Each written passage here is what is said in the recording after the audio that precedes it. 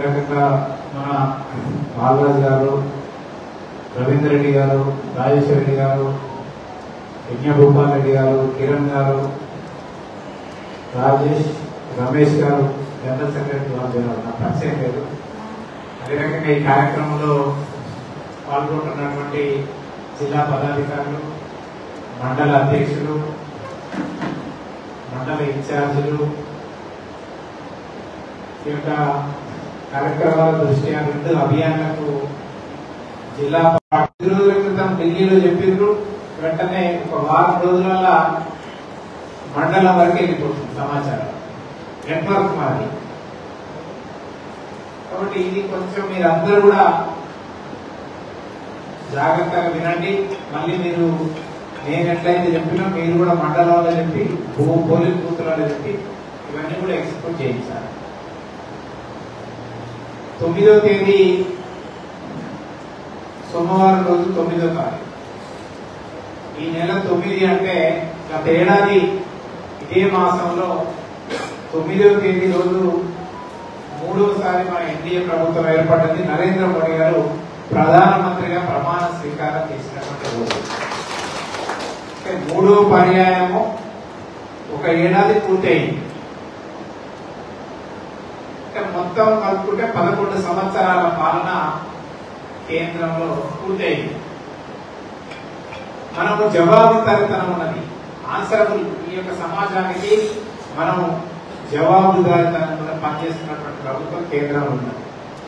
అందుకోసమే 2014లో ఏ రోజైతే మనకు అధికారం ఇచ్చిండ్రో, అధికారం ఇచ్చిన ప్రతి సంవత్సరం ఏడాది పూర్తి కాగానే ఒక ప్రోగ్రెస్ రిపోర్ట్ తో ప్రజల ముందుకు వెళ్తున్నాం. ఇదిగో మన ఏడాది పూర్తయింది, ఏడాదిలో ఏం చేసినాం అనేది ప్రజల ముందు పెడుతున్నాం. 2 ఏళ్లకు, 3 ఏళ్లకు, 4 ఏళ్లకు ఆ రకంగా గత 11 సంవత్సరాలుగా ప్రతి సంవత్సరము మనం గడిచిన సంవత్సరము ఏం చేసినామో గతం నుంచి కూడా మనం చెప్పుకుంటూ వస్తున్నాం. 11 సంవత్సరాలు ప్రజలు బేరీజు వేసుకునే పరిస్థితుల్లో ఉన్నారు. కాంగ్రెస్ కు 10 సంవత్సరాలు వరుసగా 2004 నుంచి 14 వరకు 10 సంవత్సరాల అధికారం వచ్చింది. మనకు 10కి మించి ఇచ్చింది. 3వ పర్యాయం కూడా మనకి ఇచ్చింది. ఎందుకు ఇచ్చిందంటే మన 10 సంవత్సరాల యొక్క పాలన చూసి ప్రజలందరూ కూడా మరొకసారి మోడీ గారి ప్రభుత్వం కేంద్రంలో ఉండాలని చెప్పేసి మనకు అధికారం ఇచ్చింది. కాబట్టి ఇప్పుడు 11 ఏళ్ళు మనం ఏం చేసినాం అనేది మనం ప్రజల ముందుకు వెళ్ళాలి. చెప్పాల్సిన బాధ్యత మనకున్నది, మనం చేసిన కూడా. కాబట్టి ఏమేం చేసినాం అనేది చెప్పాలి. 11 సంవత్సరాల సేవా సుపరిపాలన, గరీబ్ కళ్యాణ్.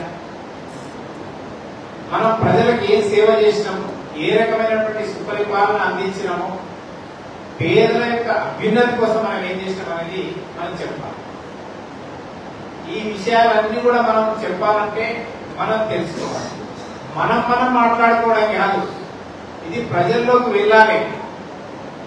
రైతులకు ఏం చేసినాము, మహిళలకు ఏం చేసినాము, యువకులకు ఏం చేసినాము, కార్మికులకు ఏం చేసినాము, విద్యార్థులకు ఏం చేసినాము, ఈ రకంగా ఎవరెవరికి ఏం చేసినాము, ఏ యొక్క సమాజానికి అనేది ఆ రకమైనటువంటి వివరాలతో మనం ప్రజల్లోకి వెళ్ళాలి, చెప్పాలి.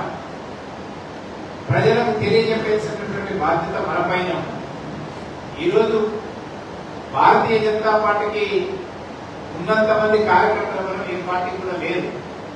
మనకు ఒక స్ట్రక్చర్డ్ ఆర్గనైజేషన్, మనకు నెట్వర్క్ ఉన్నది. పోలింగ్ బూత్ నుంచి దేశ స్థాయి వరకు కూడా నెట్వర్క్ ఉన్నది. కాబట్టి మన కార్యకర్తల ద్వారానే ఈ సమాచారాన్ని ప్రజల్లోకి తీసుకెళ్లాలి. అందుకోసమే ఈ రోజు 6వ తేదీ, వచ్చే నెల 6 వరకు ఒక అభియాన్ ఉన్నది. ఇప్పుడు ఇందులో ఎన్ని రకాల కార్యక్రమాలు ఉన్నాయంటే నేను ఇప్పుడు చెప్పేదాంట్లో 11 సంవత్సరాల మన యొక్క పాలన, నరేంద్ర మోడీ గారి యొక్క 11 సంవత్సరాల పాలన, దీని గురించి ప్రజలకు వివరించేటటువంటి విషయము ఒకటి. అందులో ఏమేమి ఉన్నాయో నేను చెప్తాను. దాని తర్వాత 21 జూన్కి 10 సంవత్సరాలు పూర్తవుతుంది. యోగాను మనం ప్రవేశపెట్టి అంతర్జాతీయ స్థాయిలో ఐక్యరాజ్య సమితిలో నిర్ణయం మేరకు 21 జూన్కి 10 సంవత్సరాలు అంటే యోగా దినోత్సవాన్ని మనం ఏదైతే ప్రతిపాదించినామో ఐక్యరాజ్య సమితిలో ఆమోదింపబడి ఈ రోజు ప్రపంచంలో అత్యధిక దేశాలు ఈ యొక్క యోగా దినాన్ని పాటిస్తున్నటువంటి దేశాలు ఉన్నాయి.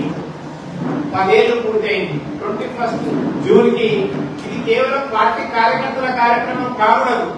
ఇది ఒక సామాజిక కార్యక్రమం. ప్రజలందరినీ కూడా ఇందులో భాగస్వామ్యం చేయాలి. ఇది రెండో కార్యక్రమం. మూడవది మన యొక్క పార్టీ వ్యవస్థాపకులు అంటే భారతీయ జనతా పార్టీ కన్నా ముందు మన పార్టీ పేరు ఏంది? జనసంఘ్. జనసంఘ్ వ్యవస్థాపకులు అయినటువంటి ఆ మొట్టమొదటి ఫోటోలో ఉన్న మొదటి వ్యక్తి డాక్టర్ శ్యామా ప్రసాద్ ముఖర్జీ గారి యొక్క బలిదాన దినం 23. వారికి సంబంధించినటువంటి బలిదాన దినం ఈ రోజు 6, మళ్ళా వచ్చే నెల 6 ఏంటిది? జూలై 6 వారి జన్మదినం. వారు జన్మించింది 6 జూలై. వారు మరి స్వర్గస్థులైనటువంటిది 23 జూన్. 23 నుంచి 6వ తారీఖు వరకు ఒక అభియాన్ మనం కొన్ని కార్యక్రమాలు నిర్వహించాలి. ఇది మూడవది. నాలుగవది 25 జూన్ ఒక చీకటి రోజు. 1975లో అప్పటి ప్రధానమంత్రి శ్రీమతి ఇందిరాగాంధీ గారు ఎమర్జెన్సీని తీసుకొచ్చి ప్రజాస్వామ్యాన్ని హత్య చేసినటువంటి రోజు. కాబట్టి ఆ యొక్క రోజు ఏదైతుందో అది నేటికి 25 జూన్కి ఎన్ని సంవత్సరాలు? 50 సంవత్సరాలు అయింది. 50 సంవత్సరాల యొక్క చరిత్ర మనం చెప్పాలి. 50 ఏళ్ళు అయినటువంటి సందర్భంగా ఈ ప్రజాస్వామ్యం సంవిధాన హత్యా దివస్, రాజ్యాంగం హత్యా దినోత్సవం కాంగ్రెస్ పార్టీ చేసింది. రోజు ఉప్పట్టుకు తిరుగుతున్న రాహుల్ గాంధీ. కాబట్టి రాజ్యాంగాన్ని హత్య చేసింది వీరు అనేది తెలియజెప్పాలి. ఎందుకు మనం పదే చెప్పాలా? 1975 తర్వాత జన్మించినటువంటి ఎవరైతే యువకులు ఉన్నారో వాళ్ళందరికీ కూడా ఈ కాంగ్రెస్ పార్టీ చరిత్ర మనం చెప్పాలా? ఈ కాంగ్రెస్ పార్టీ ఏ రకమైనటువంటి అకృత్యాలను చేసింది అనేది చెప్పాలి. కాబట్టి ఎమర్జెన్సీకి సంబంధించినటువంటి కార్యక్రమాలు కొన్ని చేయాలి. కాబట్టి ఇవన్నీ కార్యక్రమాలను మనము దీన్ని ఈరోజు చర్చిస్తాం. ఏం చేయాలని తర్వాత ఈ 2 విభాగాలుగా మనం విభజించింది. ఒకటి 11 ఏళ్ల పాలన యోగా దినాన్ని, ఇది ఒక అభియాన్ అంటాం. అభియాన్ ఇది ఒక ప్రచార కార్యక్రమం. రెండవది ఏంటి? నిన్ననే చేసిన ఒకటి ప్రపంచ పర్యావరణ దినోత్సవము. ఇది కూడా సామాజిక కార్యక్రమం. కేంద్రంలో అధికారంలో ఉన్నటువంటి పార్టీ ఇది ఒక సామాజిక బాధ్యతగా మనం గుర్తెరిగి ప్రతి సంవత్సరం కూడా పర్యావరణాన్ని పరిరక్షించడం కోసం మనం అనేక చర్యలు తీసుకుంటున్నాము. కాబట్టి ఆ కార్యక్రమము. రెండోది డాక్టర్ శ్యామా ప్రసాద్ ముఖర్జీ గారి యొక్క బలిదాన దినం, జన్మదినం. మూడోది ఎమర్జెన్సీ. ఈ అన్ని కార్యక్రమాలకు సంబంధించి ఇంకొక అభియాన్ అంటే 21 వరకు ఒక అభియాన్, 23 నుంచి ఇంకొక అభియాన్ 6. ఈ దానికి కూడా మన రాష్ట్ర స్థాయిలో ఒక కమిటీ, జిల్లా స్థాయిలో ఒక కమిటీ మనం ఏర్పరచుకున్నాం. రాష్ట్ర స్థాయిలో ఈ రెండో దానికి నేను కన్వీనర్, మొదటి దానికి ప్రేమేందర్ రెడ్డి గారు కన్వీనర్. అదే రకంగా జిల్లాలో కూడా ఒక కన్వీనర్ ఉన్నాడు. ఎవరు దానికి? మొదటి అభియాన్కి ఇట్లా ఎవరు మొదటి దానికి కన్వీనర్? ఎవరు మీరు? పాండాంగారెడ్డి గారా? 11 సంవత్సరాలు యోగా పాండాంగారెడ్డి గారు. అదే రకంగా Shyama Prasad Mukherjee environmental day and emergency, ఇదెవరు? అంజనా. మీరు మీకు ప్లస్ 2 జాయింట్ కన్వీనర్. మీరు జిల్లా స్థాయిలో. మనకు 23 మండలాలు ఉన్నాయి. 23 మండలాలు, వీటిలో ఉన్న పోలింగ్ బూతులు అన్నింటిలో కార్యక్రమం కావాలి.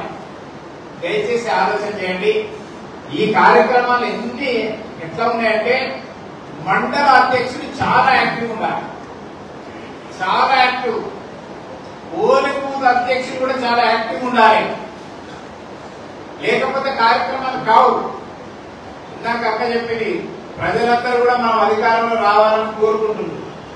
కాబట్టి మనం నెక్స్ట్ అధికారంలోకి వచ్చినటువంటి పార్టీగా, మనం ఒక బాధ్యత కలిగినటువంటి రాజకీయ పార్టీగా మనం ఈ కార్యక్రమాలు చాలా సమర్థవంతంగా నిర్వహించాలి.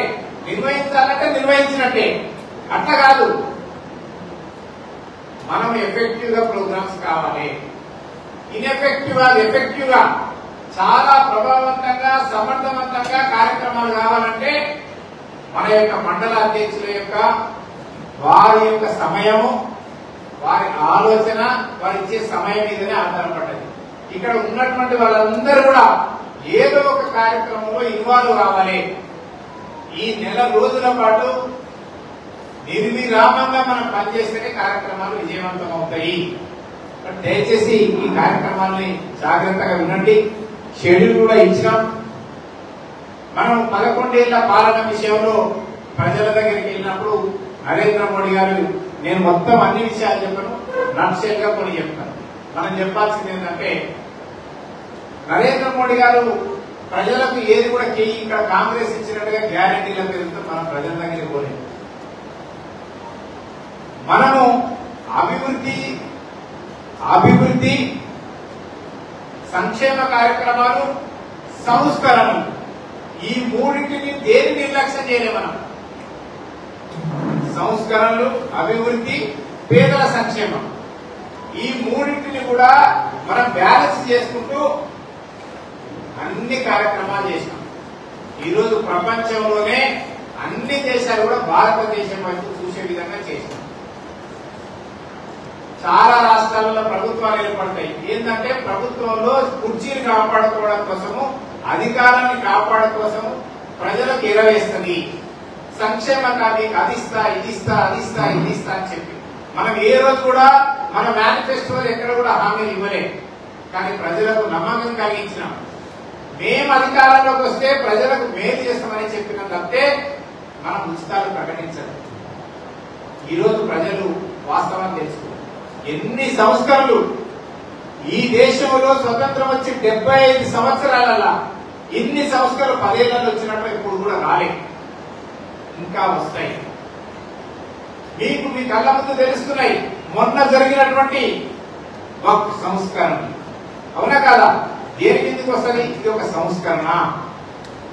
ఈ సంస్కరణ ఎందుకు తీసుకురావాల్సి వచ్చింది? పేద ముస్లింలకు దీనివల్ల పెద్ద ప్రయోజనం లేదు. కేవలం అందులో ఉన్నటువంటి బడాబాబులు 3% మంది దీని చాటున వాళ్ళు లబ్ధి పొందుతున్నారు, వ్యాపారాలు చేసుకుంటున్నారు, ఆస్తులు కొల్లగొడుతున్నారు, భూములు కబ్జా చేస్తున్నారు. పారదర్శకత లేదు, జవాబుదారీతనం లేదు. కాబట్టి దీంట్లో పారదర్శకత అవసరము, జవాబుదారీతనం అవసరము. దీని విషయంలో మార్పు కావాలని చెప్పేసి అందులో వక్ఫ్ దాంట్లో సంస్కరణ తీసుకొచ్చారు. అదే రకంగా అంతకుముందు ముస్లిం మహిళల యొక్క ఆత్మ గౌరవాన్ని కాపాడడం కోసం త్రిపుల్ తలాక్ తీసుకొచ్చారు. అదే రకంగా 370 ఆర్టికల్ ని జమ్మూ కాశ్మీర్ లో ఉన్నటువంటి 370 అధికారులను తొలగించి కాశ్మీర్ కూడా భారత భాగంలో చేసి అక్కడ కూడా కాన్స్టిట్యూషన్ ప్రకారంగా మిగతా రాష్ట్రాలలో ఏ రకంగా అయితే రాజ్యాంగం ప్రకారంగా పాలన సాగుతుందో అక్కడ కూడా ఆ రకంగా సాగే విధంగా వన్ నేషన్ వన్ ట్యాక్స్. ఈరోజు జిఎస్టీ తీసుకొచ్చిన మనం. అదే రకంగా ఈరోజు మహిళలకు 33% రిజర్వేషన్ తీసుకొచ్చాం చట్టసభలో. రేపు భవిష్యత్తులో వన్ నేషన్ వన్ ఎలక్షన్ రాబోతున్నది, జమిలీ ఎన్నికలు. అదే రకంగా బ్యాంకుల విలీన ప్రక్రియ, చిన్న చిన్న బ్యాంకులను కూడా పెద్ద బ్యాంకులలో కలిపిన. ఈ రోజు వన్ నేషన్ వన్ మార్కెట్ తీసుకొచ్చినాం. నువ్వు పండించినటువంటి పంట ఎక్కడైనా అమ్ముకోవచ్చు. ఈ రోజు కార్మిక చట్టాలన్నింటినీ కూడా విలీనం చేసి కేవలం కొన్ని చట్టాలకే మనం కుదించినాం, అనవసరం చట్టాలన్నీ కూడా రద్దు చేసినాం. న్యూ ఎడ్యుకేషన్ పాలసీని తీసుకొచ్చిన 30 సంవత్సరాల క్రితం మెగాలయ విద్యా విధానాన్ని ప్రవేశపెడితే దాని స్థానంలో జాతీయ విద్యాన్ని న్యూ ఎడ్యుకేషన్ పాలసీ 2020 తీసుకొచ్చాం. ఈ రకంగా అనేక సంస్కరణలు తీసుకొచ్చిన మనం. నీతి ఆయోగ్ ప్లానింగ్ కమిషన్ స్థానంలో నీతి ఆయోగ్ తీసుకొచ్చినాం. ప్లానింగ్ కమిషన్ అంటే ఎవరికైతే కాంగ్రెస్ పార్టీలో పోస్ట్ రాదో వాళ్ళని తీసుకొచ్చి ప్లానింగ్ కమిషన్ లో పెట్టేవారు. ఆ ప్లానింగ్ కమిషన్ ఏం చేసేదో తెలియదు, కానీ బాధ్యత రాహిత్యంగా ఉన్నటువంటి ప్లానింగ్ కమిషన్ స్థానంలో మనం ఈరోజు నీతి ఆయోగ్ తీసుకొచ్చాం. నీతి ఆయోగంలో కేవలం భారతీయ జనతా పార్టీకి సంబంధించిన ముఖ్యమంత్రులే కాదు, ఈరోజు అన్ని రాష్ట్రాలలో ముఖ్యమంత్రులు, అన్ని రాష్ట్రాల యొక్క ఆర్థిక మంత్రులు, అదే రకంగా ఆర్థిక రంగ నిపుణులు, ఈ రక మంచి అడ్మినిస్ట్రేటర్స్ తీసుకొచ్చి నీతి ఆయోగం తీసుకొచ్చారు. ఇది ఒక గొప్ప సంస్కరణ. కాబట్టి ఇన్ని సంస్కరణలు తీసుకొచ్చినాం. నేషనల్ బీసీ కమిషన్ తీసుకొచ్చిన మనం, నేషనల్ బీసీ కమిషన్ కు చట్టబద్ధత కల్పించిన మనం, ఇవన్నీ కూడా సంస్కరణ కిందకి వస్తాయి. ఇన్ని సంవత్సరాలు కాంగ్రెస్ పార్టీ ఏ రోజైనా చేసిందా? చెప్పడం వరకే, వాళ్ళు చేసింది ఒక్కటి కూడా లేదు. ఈరోజు అన్ని కూడా ధైర్యంగా చారిత్రాత్మకమైనటువంటి ఇవన్నీ కూడా నిర్ణయాలు చరిత్రలో నిలిచిపోతాయి. ఇవన్నీ కూడా మరి కొద్ది రోజులలో యూనిఫామ్ సివిల్ కోడ్ కూడా చేయబోతున్నారు. చాలా మంది అన్నారు 370 అధికారులను తొలగిస్తే రక్తపాతం అవుతుంది అన్నారు. అయిందా? వక్ఫ్ బోర్డును కదిలించి చూడండి ఏమైతుందో అన్నారు. తీసేసినాం. ఏమైంది? ఏది ఏమి అన్ని చేయగలుగుతాం. ఈరోజు నరేంద్ర మోడీ గారు కేంద్రంలో ఏదైనా తీసుకురాగలరు. ఈ దేశానికి ఏది అవసరం అనిపిస్తే మనం తీసుకొస్తాం. ఈ దేశంలో ఉన్నటువంటి 140 కోట్ల ప్రజలకు ఏది అవసరం అనిపిస్తే తీసుకొస్తాం. ఇది సంస్కారం. అభివృద్ధి విషయంలో కూడా మరి చాలా శరవేగంగా మనం అభివృద్ధి చెందుతాం. అన్ని రంగాలలో ఈరోజు రోడ్లు అంటే జాతీయ రహదారులు కావచ్చు, 56,000 కిలోమీటర్ల జాతీయ రహదారులు నిర్మించినాం 10 ఏళ్లలో. ప్రధానమంత్రి గ్రామీణ సడక్ యోజన కింద 3,600 కిలోమీటర్లు నిర్మించినాం. ఈరోజు జాతీయ రహదారుల యొక్క వేగం ప్రతి రోజుకి 34 కిలోమీటర్లు నిర్మిస్తున్నాం. మనం 10 లక్షల కోట్ల రూపాయల్ని ఈరోజు మన యొక్క తెలంగాణ రాష్ట్రానికి జాతీయ రహదారుల కోసం కేటాయించినటువంటి జాతీయ రహదారులు ఎంత చక్కగా ఉన్నాయి. ఒకప్పుడు నిర్మల్ ఆదిలాబాద్ పోవాలంటే పోయి పడుకుని తెల్లారి వచ్చుకున్నాం. ఈరోజు పొద్దున రాత్రికి వస్తున్నాం. తెలంగాణ ఎక్కడైనా సరే చిట్ట చివరన గద్వాల కావచ్చు, నీకు ఆదిలాబాద్ కావచ్చు, భద్రాచలం కావచ్చు, పొద్దున రాత్రికి వస్తున్నావా లేదా? ఈ యొక్క స్వర్ణ చతుర్భుజి రహదారుల యొక్క శ్రీకారం చుట్టింది అటల్ బిహారీ వాజ్పేయి గారు. అంటే దాని వేగంగా ముందుకు తీసుకుపోతున్నటువంటి ప్రధానమంత్రి గారు నరేంద్ర మోడీ గారు. ఈరోజు విమానాశ్రయాలు, ఈరోజు 74 ఉన్నటువంటి విమానాశ్రయాలను మనం కొత్తగా 86 విమానాశ్రయాలను నిర్మించినాం 10 ఏళ్లలో. 160 అయినాయి. ఇప్పుడు ఈరోజు 160 విమానాశ్రయాలు దేశంలో, బ్రహ్మాండమైనటువంటి విమానాశ్రయాలు. డెస్టినేషన్స్ సంఖ్య పెంచేసినాం. 130 అదనపు డెస్టినేషన్స్. ఎక్కడైతే విమానం పోయినటువంటి స్థలాలకు కూడా విమానం పోయేటట్టుగా కొత్త డెస్టినేషన్స్ రూపొందించినాం. ఈరోజు రైల్వే స్టేషన్లు చాలా ఆధునికీకరిస్తాము. తెలంగాణ రాష్ట్రంలో కూడా 40 రైల్వే స్టేషన్లు కూడా విమానాశ్రయాలతో సమానంగా సౌకర్యాలు కల్పించేటటువంటి అత్యంత ఆధునికమైనటువంటి సదుపాయాలు మనం కల్పిస్తాం. ఈరోజు ఐఐటీస్ అత్యంత ప్రతిష్టాత్మకమైనటువంటి విద్యాలయాలు. వాళ్ళ యొక్క హయాంలో 8 ఉండే, మనం 15 జోడించినాం. 15 కొత్తగా ఐఐటీస్ తీసుకొచ్చినాం. ఈరోజు 23 అయినాయి. ఐఐఎంస్ కొత్తగా 7 ఐఐఎంస్ తీసుకొచ్చినాం మనం. ఎయిమ్స్ ఏదైతున్నదో All India Institute of Medical Sciences, ప్రపంచ స్థాయి వైద్య సదుపాయం కలిగించేటటువంటి ఎయిమ్స్ కూడా ఈరోజు మనం అదనంగా 8 తీసుకొచ్చినాం. అభివృద్ధి విషయంలో ఎవరు కూడా మనతో ఏ ప్రభుత్వం కూడా పోటీ పడలేదు. ఈరోజు ఎయిర్ కనెక్టివిటీ కానీ, రైల్ కనెక్టివిటీ కానీ, ఈ రకమైనటువంటి నౌకాశ్రయాల ఏర్పాటు విషయంలో కానివ్వండి, ఈరోజు మౌలిక సదుపాయాలు చాలా వేగంగా పెరిగాయి. ఈ రకమైనటువంటి అభివృద్ధి కార్యక్రమాలు మనమే చేస్తా ఉన్నాం. మన దగ్గర కూడా ఎయిమ్స్ వచ్చింది బీబీ నగర్ లో. మన దగ్గర 33 రెవెన్యూ డిస్ట్రిక్ట్ ఉంటే 32 జిల్లాలో కూడా ఈరోజు జాతీయ రహదారులు ఉన్నాయి. ఆ రకంగా అభివృద్ధి విషయంలో కూడా ఈరోజు మనం దూసుకుపోతున్నాం. ఈరోజు ప్రపంచంలో మనం ఆర్థిక స్థితి 10 ఉండే 2014, ఈరోజు మన 5వ స్థానం నుంచి 4వ స్థానం వరకు వచ్చినాం. మనం ఏంటంటే 2047 నాటికి వికసిత్ భారత్ డెవలప్డ్ కంట్రీగా కావాలి, అభివృద్ధి చెందిన దేశంగా కావాలనేటటువంటి సంకల్పం.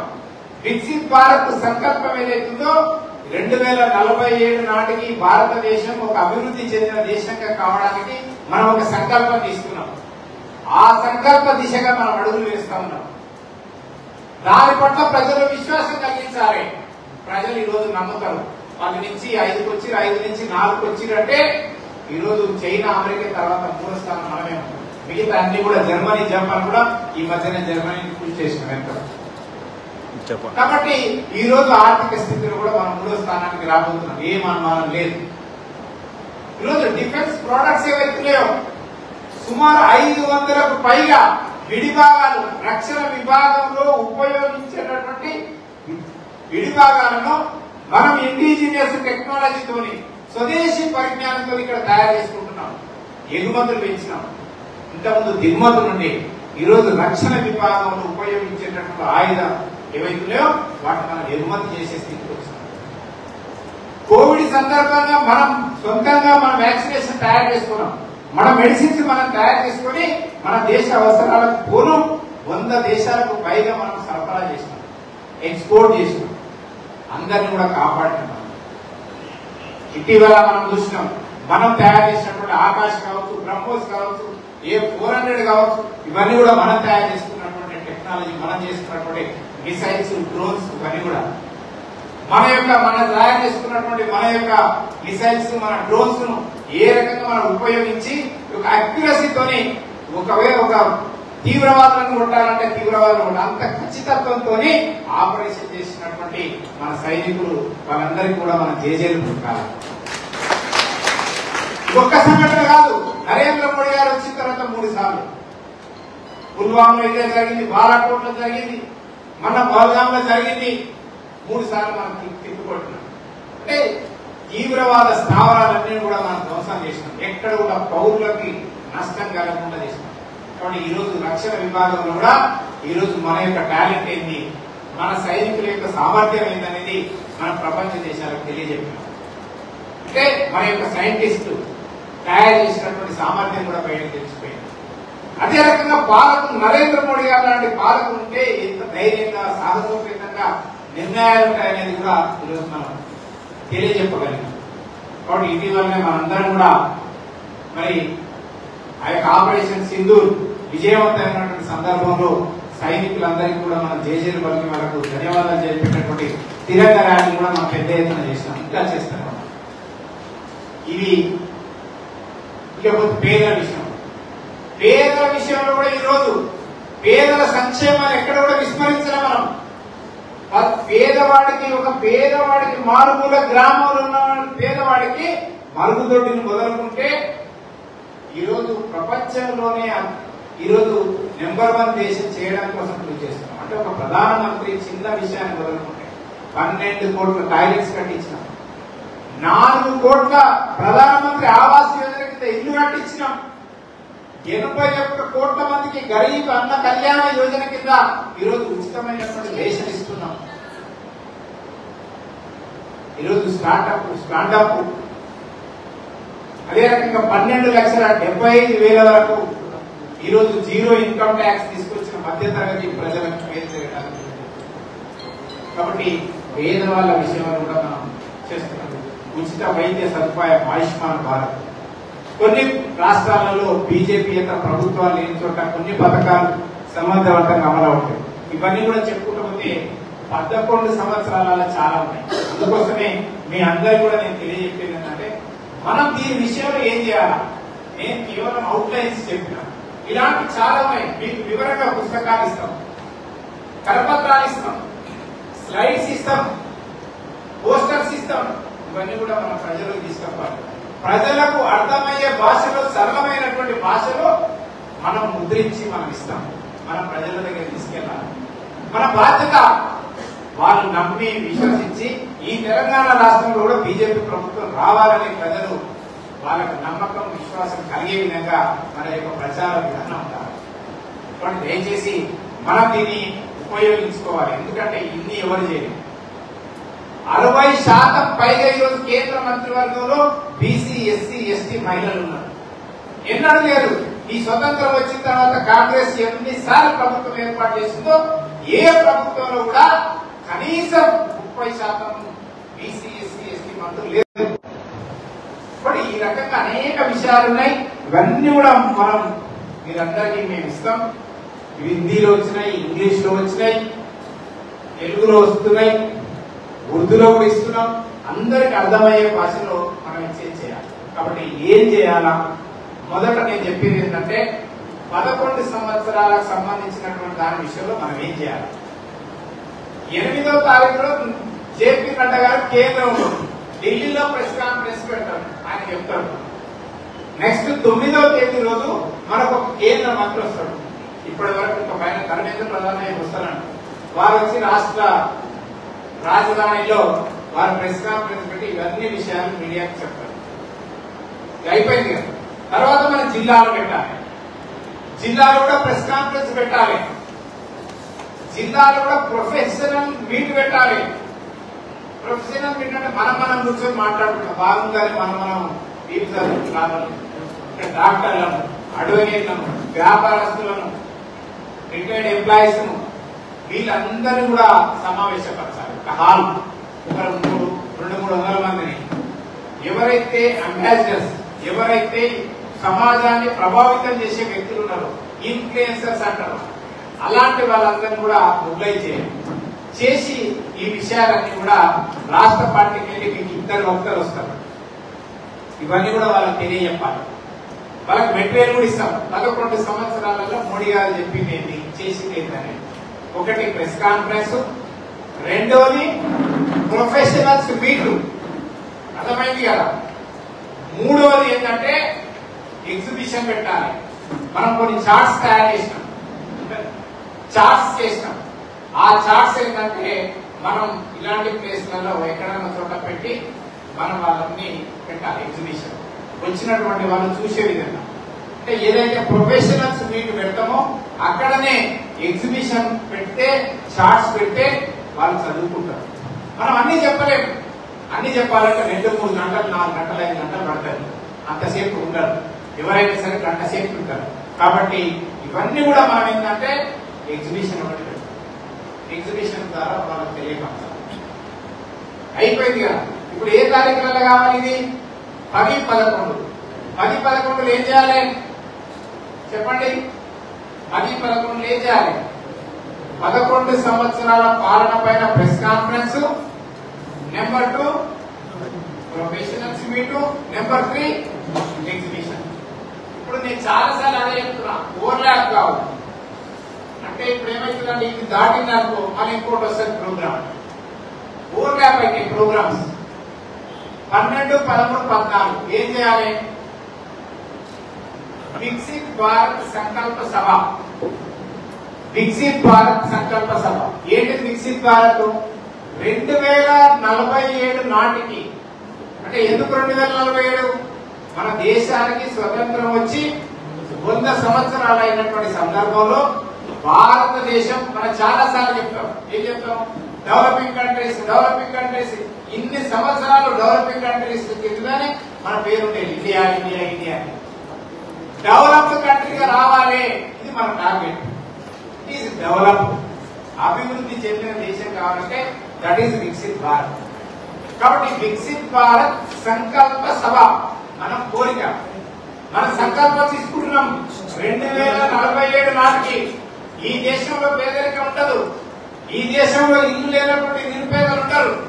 ఈ దేశంలో రోడ్డు లేని ఊరు ఉండదు. ఈ దేశంలో కరెంటు లేని ఊరు ఉండదు. కరెంటు లేని ఇల్లు ఉండదు. చదువు రానటువంటి యువకుడు ఉండడు. ఇట్లాంటి మనం లక్ష్యాలు పెట్టుకుంటాం. 2047 నాటికి మనం వికసిత్ భారత్. కాబట్టి సంకల్ప సభ మండల కేంద్రంలో చేయాలి. ఎవరు చేయాలి ఇది? మండల అధ్యక్షుడే బాధ్యత. రేపటి మండల అధ్యక్షుడు మీ మీద చాలా బాధ్యత ఉంది, చాలా ఎక్స్పెక్టేషన్స్ ఉన్నాయి స్టేట్ పార్టీకి, సెంట్రల్ పార్టీకి. మీ మండల కేంద్రాలలో వికసిత్ భారత్ సంకల్ప సభ ఇస్తాడు, అందరికి ఇస్తాడు. వికసిత్ భారత్ సంకల్ప సభ కనీసం 200 నుంచి 300 మందితో మీటింగ్ పెట్టాలి. మీరు వినరా? ఇప్పటి నుంచే మండలాధ్యక్షుడు తయారు కావాలి. 11వ తేదీ వరకు ఏదైతుందో అది జిల్లా అధ్యక్షుని బాధ్యత. 12, 13, 14 3 రోజులలో ఏం చేయాలి? వికసిత్ భారత్ సంకల్ప సభలు మీరు పెట్టాలి. ఓకేనా? అంటే దీనికి ఏంటంటే మీకు సహకారం చేయడానికి మనకు 7 మోర్చాలు ఉన్నాయి. ఎన్ని ఉన్నాయి? 7 మోర్చాలు ఉన్నాయి. 7 మోర్చాలలో ఎస్సీ మోర్చా, ఎస్టీ మోర్చా మండల అధ్యక్షునితో సహకారంతో ఈ వికసిత్ భారత్ సంకల్ప సభలో ఇన్వాల్వ్ కావాలి. అర్థమైందా?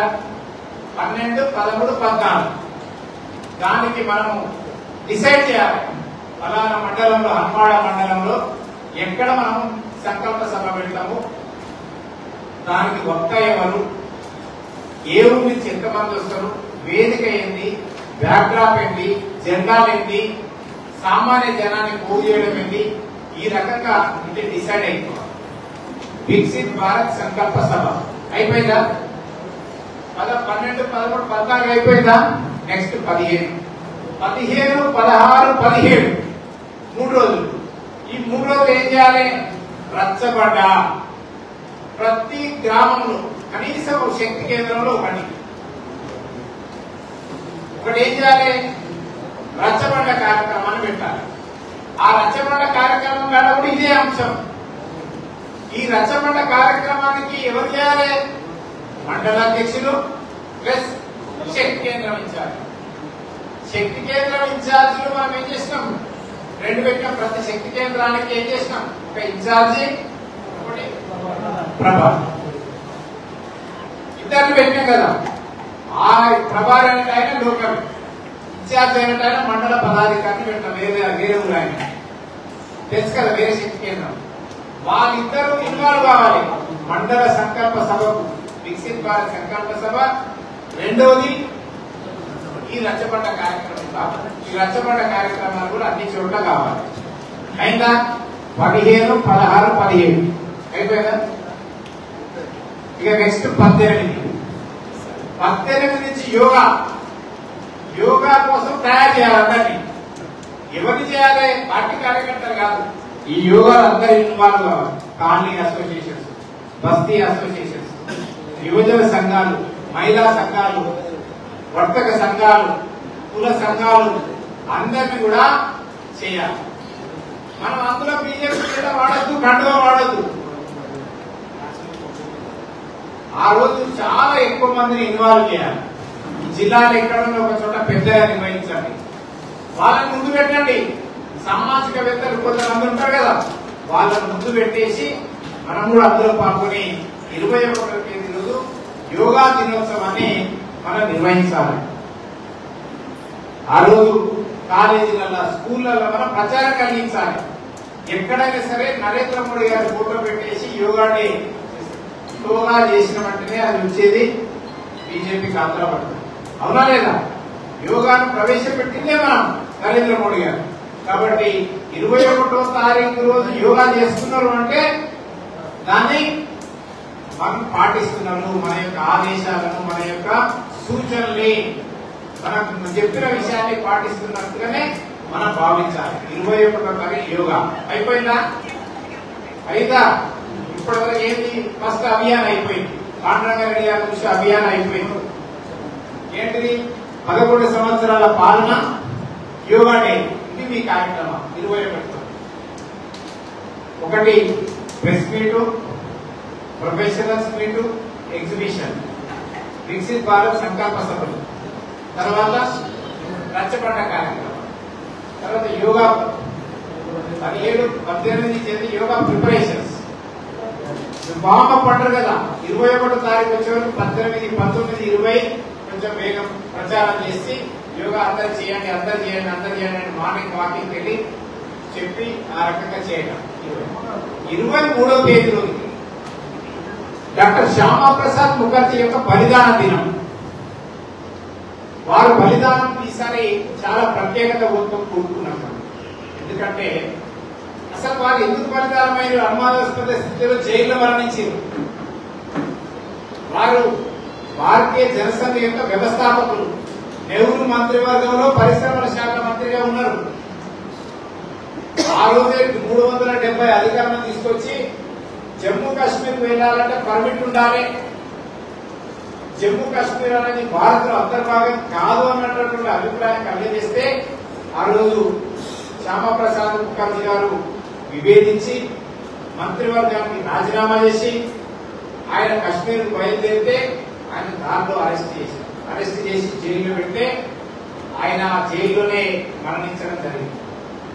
ఆయన ఆ రోజు ఈ యొక్క 370 అధికారులకు వ్యతిరేకంగానే ఏక్ దేశ్ మే దో విధాన్ దో ప్రధాన్ దో దిశా నహీ చేలేగా అని చెప్పేసి ఒకే దేశంలో 2 ప్రధానమంత్రులు, 2 రాజ్యాంగాలు, 2 జెండాలు నడవవు, ఈ దేశంలో ఒకే జెండా, ఒకే రాజ్యాంగం, ఒకే ప్రధానమంత్రులు ఉన్నాడని చెప్పేసి ఆ రోజు ఆ నినాదంతోనే వారు అక్కడికి బయలుదేరారు. ఈ రోజు వారి కన్న కళలు ఈ రోజు సాకారమైనవి. 370 అధికారం తీసేసినాం. ఈ రోజు ప్రజాస్వామ్యయుతంగా ఎన్నికలు జరిగినాయి. ఈ రోజు అక్కడ కూడా రిజర్వేషన్ అమల్లోకి వస్తున్నాయి. ఎస్సీ ఎస్టీ రిజర్వేషన్ కూడా అక్కడ అమల్లోకి వస్తున్నాయి. ఈ రోజు ఆస్తులు కొనుగోలు కానీ అమ్మకాలు కానీ సర్వసాధారణంగా మిగతా రాష్ట్రాల్లో ఏ రకంగా జరుగుతున్నాయి అక్కడ కూడా అదే జరుగుతుంది. కాబట్టి మిగతా రాష్ట్రాలలో భారత రాజ్యాంగం ప్రకారం ఏ రకంగా అమలవుతుందో ఈ రోజు జమ్మూ కాశ్మీర్ లో కూడా అమలవుతుంది. కాబట్టి వారు కన్న కళలు సాకారమైనవి. కాబట్టి వారు మన మార్గదర్శి, మన సిద్ధాంతకర్త. కాబట్టి వారి యొక్క బలిదాన దినం అనేది మనం బాగా నిర్వహించాలి. ఆ రోజు 23వ తేదీ ఆ రోజు మనం అందరి గుర్తు మండలాధ్యక్షులు